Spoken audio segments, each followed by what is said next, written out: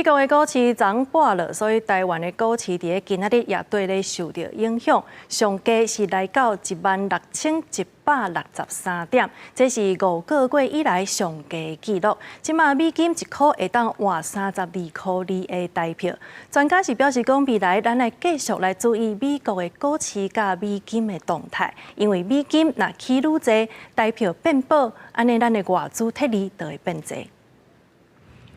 以巴冲突滚价，互中东地缘政治更加紧张，而且自三美国10年期公债殖利率到5%，拖累美国四大指数全部拢落。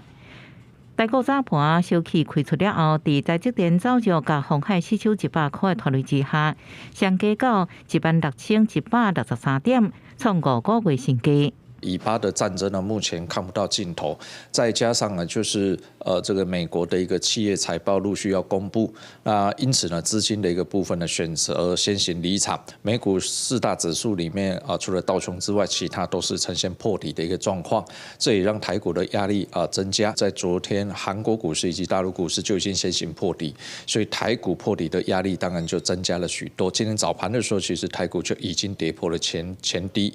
分析师表示，短线要注意大盘指数可能会伫16000大关来回，因为目前外资的操作拢是较偏空。未来依然需要继续注意美国股市甲美金的走势，因为若美金继续走强，台票变淡，外资继续退出日头对增加，这互新台票换美金伫23变淡2.8分，收伫32.38块，是近7年4个月新低。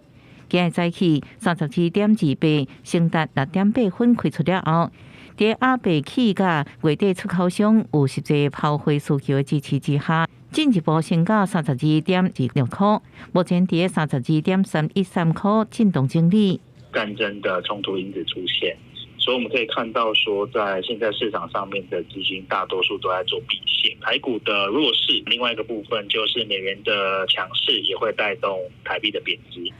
事实上，伫全球经济继续落差之下，经济部统计处发布9月工业生产指数是89.6，年减6.72%；制造业生产指数是88.81，年减7.01%，连续16个月负成长，也继续写史上上长负成长的纪录。记者综合报道。